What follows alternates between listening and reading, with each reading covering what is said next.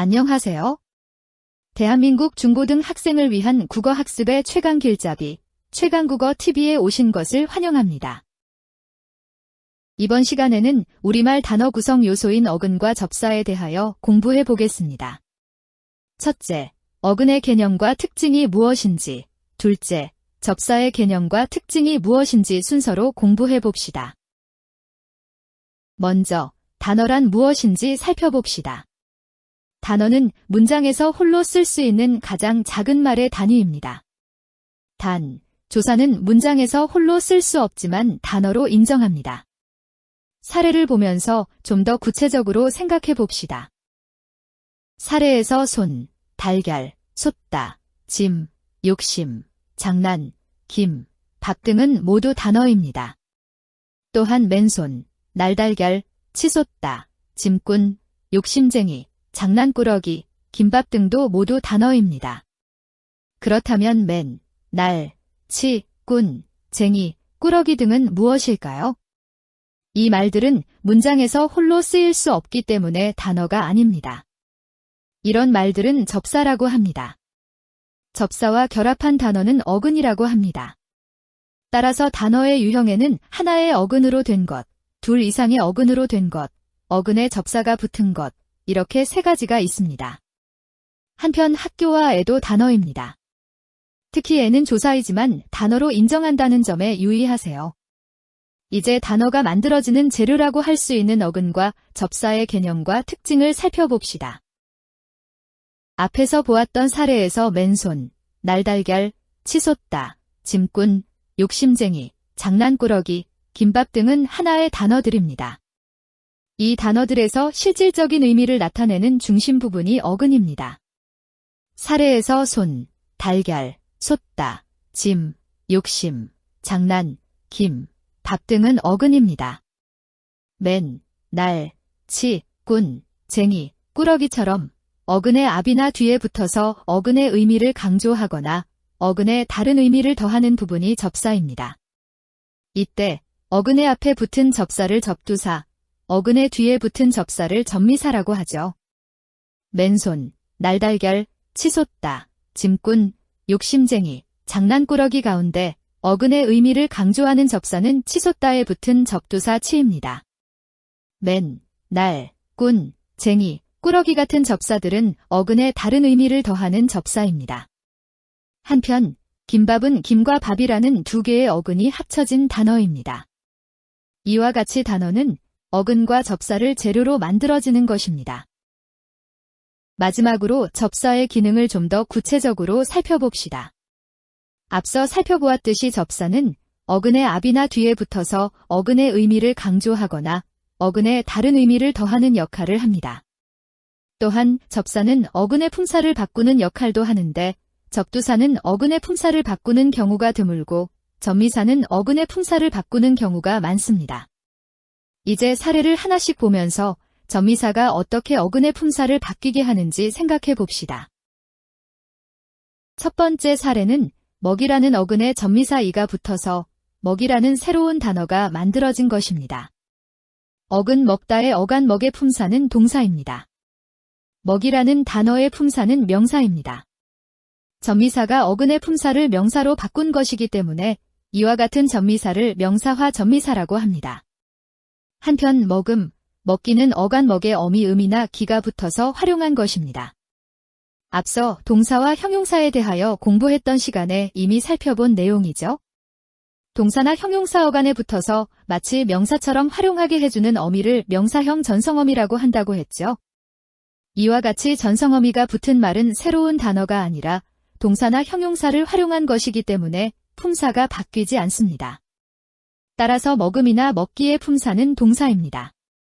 먹이를 먹음 또는 먹기라고 말할 때 먹이는 조사를과 결합한 체언으로서 품사가 명사이지만 먹음이나 먹기는 먹다라는 의미가 있는 동사입니다.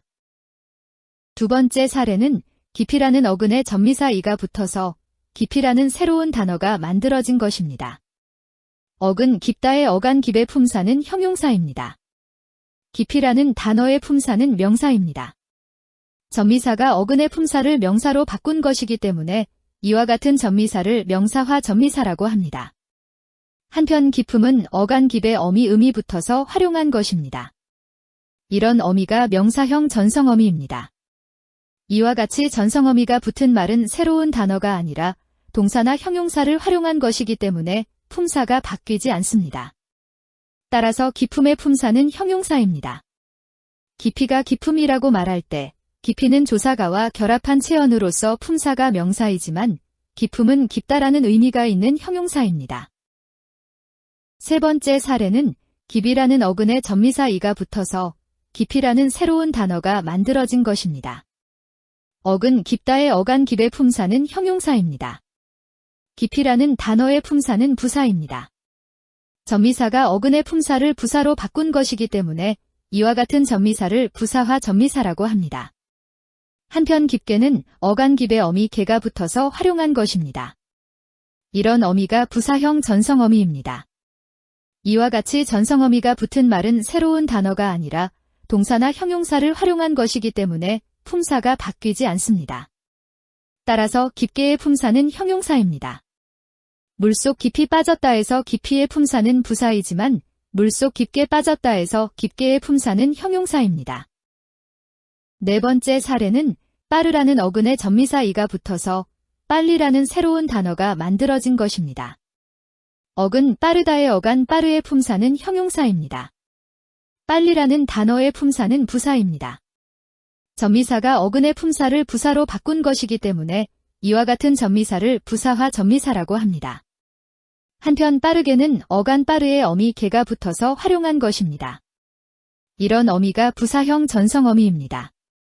이와 같이 전성어미가 붙은 말은 새로운 단어가 아니라 동사나 형용사를 활용한 것이기 때문에 품사가 바뀌지 않습니다.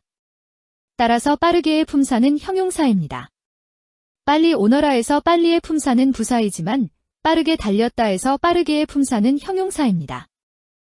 다섯 번째 사례는 조용이라는 어근에 전미사 희가 붙어서 조용이라는 새로운 단어가 만들어진 것입니다. 어근 조용의 품사는 형용사입니다. 조용히라는 단어의 품사는 부사입니다.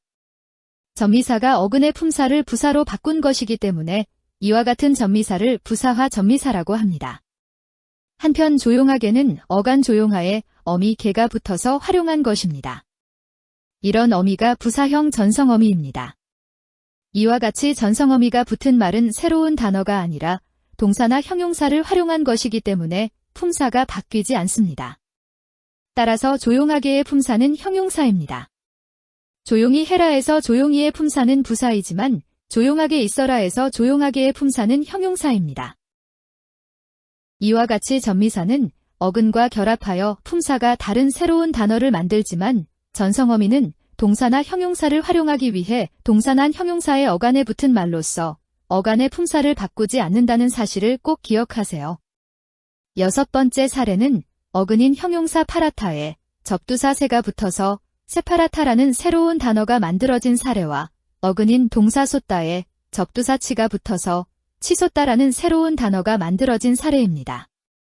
이때 파라타에 붙은 접두사 세나 쏟다에 붙은 접두사 치는 파라타나 쏟다의 의미를 강조하는 역할은 하지만 어근의 품사를 다른 품사로 바뀌게 하지는 않았습니다. 즉, 세파라타의 품사는 여전히 형용사이며 치쏟다의 품사는 여전히 동사입니다. 이처럼 접두사는 어근의 품사를 바꾸게 하는 경우가 드뭅니다. 이번 시간에는 우리말 단어의 구성 요소인 어근과 접사에 대하여 공부해 보았습니다. 결론적으로 어근은 우리말 단어를 이루는 형태소 가운데 실질적인 의미를 나타내는 중심 부분이고 접사는 우리말 어근의 앞이나 뒤에 붙어서 어근의 의미를 강조하거나 어근에 다른 의미를 더하는 부분이며 접두사는 어근의 품사를 바꾸는 경우가 드물지만 전미사는 어근의 품사를 바꾸는 경우가 많습니다. 이 영상의 내용에 대한 질문이 있으시면 댓글이나 더보기 메일로 남겨주세요. 빠른 시간 내에 답변해 드리겠습니다. 이 영상이 도움이 되셨다면 좋아요와 구독을 꾹 눌러주세요. 더 좋은 영상을 만드는 데 큰 도움이 됩니다. 그럼 다음 시간에 또 만나요.